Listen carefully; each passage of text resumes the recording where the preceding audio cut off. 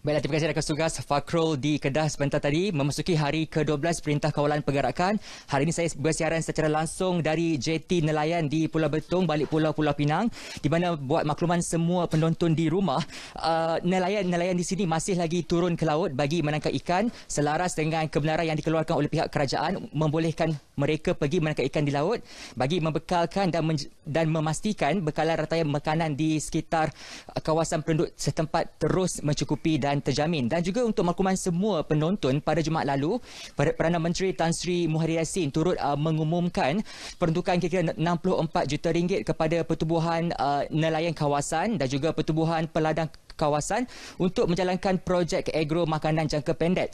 Dengan peruntukan kira-kira 100,000 hingga 200,000 untuk setiap pertubuhan, ia dijangka mampu memberi manfaat menyeluruh untuk penduduk setempat serta memastikan jaminan bekalan makanan terus mencukupi. Dan bagi memperincikan tentang keadaan nelayan di sekitar balik pulau dan juga manfaat yang bakal diperoleh mereka untuk pakej rangsangan ekonomi ini, bersama dengan saya ketika ini adalah Pengerusi Persatuan Nelayan Pulau Pinang Selatan, Encik Arsyad Romah. Terima kasih Encik Arsyad. Mungkin Encik Arsyad boleh kongsikan dengan kami bagaimana hasil tangkapan ketika ini? Adakah ia mencukupi untuk memenuhi permintaan khususnya dalam tempoh PKP ini? Okey, untuk tempoh Perintah Kawalan Pergerakan ni, alhamdulillah nelayan-nelayan di kawasan sini dapat turun ke laut untuk menangkap ikan. Dan sepanjang tempoh PKP ni saya tengok hasil tangkapan meningkat. Ikan banyak dapat didaratkan di sini, dapat dijual kepada penduduk-penduduk setempat. Jadi memang cukup. Kadang-kadang dia berlebihan pula. Dia kena pada puncak ni ikan banyak pula. Kebetulan ikan banyak. Jadi bolehlah untuk penduduk setempat dan juga daripada orang luar daripada kawasan sini pun boleh. Jadi adakah semua nelayan di sini turun ke laut ataupun ada yang ambil pendekatan untuk berehat ketika tempoh ini? Okey, sekarang ni tak semua dia orang turun ke laut sebab kita di sini kita buat sistem giliran untuk nelayan-nelayan di kawasan Kuala Pulau Betung ni sebab kita limitkan macam buka temenung kita limitkan lebih kurang 3 buah atau 4 buah, begitu juga udang dan juga bawai tambak dan sebagainya.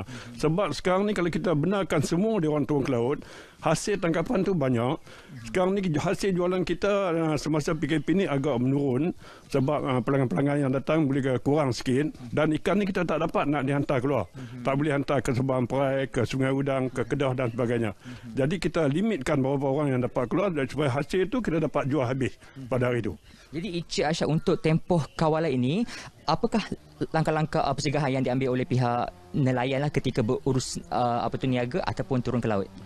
Okey, untuk tempoh PKP ni, kita nelayan sini kita memang mematuhi apa juga arahan yang dikeluarkan oleh KKM, Kementerian Kesihatan Malaysia, dari segi menjaga jarak 1 meter di antara seorang ke seorang, kita tetap patuhi.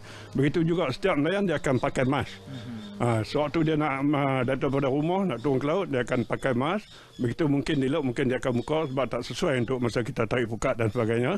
Dan apabila balik dia akan pakai balik.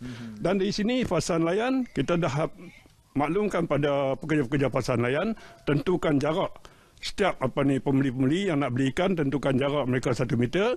Begitu juga nelayan-nelayan yang jual hasil yang bawa hasil tangkapan ikan pun dia kena pakai mask. Bila dia bawa hasil tangkapan dia nak pilih ikan dan sebagainya, dia kena pakai mask. Jadi dari segi keselamatan tu kita memang jagalah. Jadi kalau kita bercakap tentang pakej rangsangan ekonomi, pertubuhan nelayan kawasan diberikan 100 hingga 200,000. Jadi apa manfaat yang bakal diterima oleh pihak Encik Arsyad? Saya rasa ini adalah satu pakej yang amat baiklah yang kerajaan bagi pada Persatuan Nelayan Kawasan dan juga pertubuhan peladang kawasan. Sebab sekarang ni dari segi lambakan ikan, kalau Persatuan Nelayan Kawasan mendapat peruntukan yang begitu banyak, 150 ke 200,000, dia orang boleh beli ikan-ikan tu. Persatuan Nelayan boleh beli ikan-ikan tu, boleh stok, kemudian tu Persatuan Nelayan boleh jual ikan tu. Jadi dari segi itu tak akan timbul lambakan ikan. Saya rasa itu satu yang baiklah, yang amat baiklah. Terima kasih kepada pihak kerajaan Malaysia. Terima kasih Encik Arsyad. Jadi saya fikir itu saja dapat kami kongsikan langsung dari Penang. Buat semua rakyat Malaysia terus berada di rumah, stay home. Semoga peperangan menentang pandemik ini kita adalah juaranya. Terus bersama ATM, Jenama Media paling dipercayai. Terus semula ke rakan tugas di Angkasa Puri. Silakan.